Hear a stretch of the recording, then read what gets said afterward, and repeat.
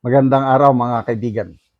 Bigyan natin ng reaksyon, opinion itong post ni Recto Puentes Portes. Isinare niya ang pahayag ni Senator Erwin Tulfo. Grabing ambisyon ni Tulfo. Magpresidente pala sa 2028. Nasali lang ako sa flood control issues, yung maleta, dahil base sa mga survey, gusto ng masang Pilipino na tumakbo akong presidente at kalabanin si Sara Duterte. Ginamit iyon, yung malita issue, para pabagsakin ako.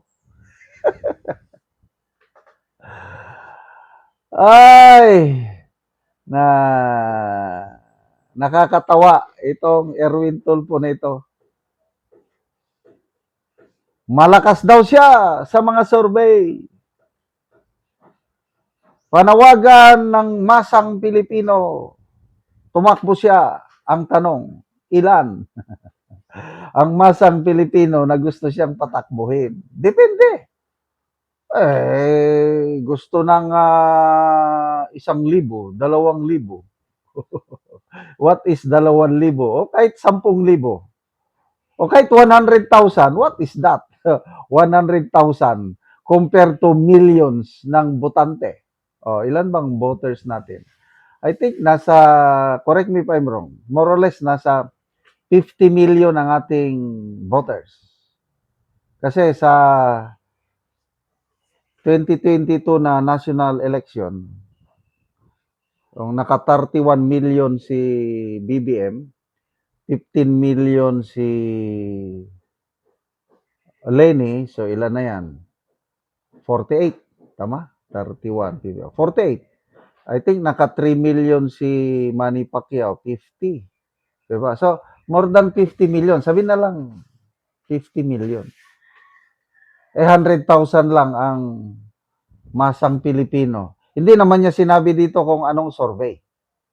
Binabantayan ko yung mga presidential survey ng credible survey groups. Sample, SWS, Pulse Asia, Publicus Asia at WR Numero. Wala akong maalala na Erwin Tulfo na naisama doon na may mataas na voters preference. Si Rapi Tulfo, talagang nasa number 2, number 3. Merong pag-asa si Rapi Tulfo. Tatlo silang maglalaban. VP Sara, Rapi Tulfo, Madam Lenny. Yan. But Erwin Tulfo, wala akong maalala na naisama ang pangalan niya. Kung naisama man ang pangalan niya, nasa others siya. Ano itong survey na sinasabi ni Erwin Tulfo? Baka, yung mga survey na hindi ko pinapaniwalaan, baka Okta Research Survey, baka Tangerine Survey, baka RP Mission Development Incorporated Survey. Baka ito yung sinasabi niya. Well, pwede naman. Kailang, how credible are these survey groups na nagsasabi na malakas ang voters preference ni Erwin Tulfo? In your dreams, Mr. Erwin, honorable pala. I'm sorry. Dahil aktibo siya, honorable. Sana nga kakandidato kayo eh. I do not buy that idea na kaya ka naisama sa malita issue dahil malakas ka sa survey. I don't believe so. Kahit ano pang gawin yung paninira sa Brave 18 Marines, tinatawag nyo silang mga kargador eh. Bagman o kung ano-ano na mga sinungaling. Pwede niyong tawagin ng ganun. Kailangan taong bayan ang maghusga. Taong bayan ang magsasabi kung totoo hindi. And it appears, tingnan natin ha, itong reaksyon ng taong bayan. Pinapaniwalaan ba nila si Tulfo? 4,700 ang nag-react. 4,600 ang tumatawa kay Tulfo. 48 lang ang nag-like sa kanya. Wala pa pong 1% Honorable Tulfo ang naniniwala sa pahayag nyo na malakas kayo sa survey, pinapatakbo kayo ng masang Pilipino, kaya sinisira kayo ng malita issue. Ikaw lang ang naniniwala dyan and 1%. Kawawa naman itong magkapatid na ito.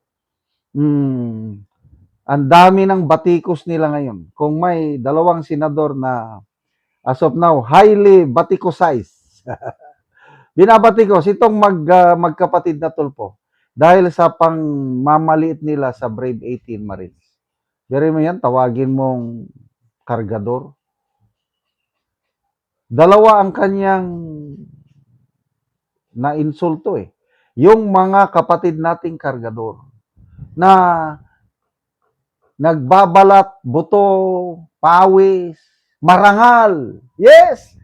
Kargador lang yan. Kailang hindi nagnanakaw. Mas marangal pa yung kargador sa pier, sa pantalan, kung saan yan, sa market. Dahil sarili niyang sikap. Kita lang siya ng mabuti, 400, 300 per day. Pinagpawisan niya yon kaysa sa mga politiko na nagnanakaw ng milyones. Anong dangal nyo dyan, mga politikong magnanakaw? Oh, tawagin yung kargador. Marines. Pinakamatinding labanan ang pinagdadaanan ng Marines. Bimedal ng mga yan, ang isa, Gold Crosser. Mahirap kunin yung Gold Cross medal sa labanan. Ako nga, wala akong Gold Cross medal eh. Talo ako ni Corporal Bulutante dahil naka Gold Cross medal siya. Anong ibig sabihin nun? Kargador. To me, mga tunay na bayani itong mga Brave 18 Marines. O, pagdasal natin, ngayon, I don't know what time mag-start yung BRC hearing ni Senator Marcoleta, baka may lalabas na naman na fearless 14. Kaya lang, baka pigilan nila kasi nga may threat daw sa Senado. So, tulakan na naman ba? Again, if God is with us, who can be against us? Sana matuloy ang BRC hearing ngayong araw. Salamat mga kaibigan sa inyong pagsubaybay sa channel nito. Nakakatulong kayo ng malaki sa tribong Talandig ng Bukidnon dahil ang sweldo natin sa channel nito is pantulong po sa tribo.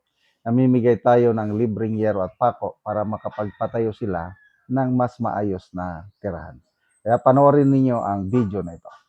Karon na anak ko diri sa patindog nga balay ni Kuya Algin Hanyagan. Sumuna ni ang gipatindog nga balay sa barangay Masimag. Sumuna ni ang iyang pag-atupan karon. Sumuna ni ang yero nga gitabang sa iyaha nga iyang makaatop karon.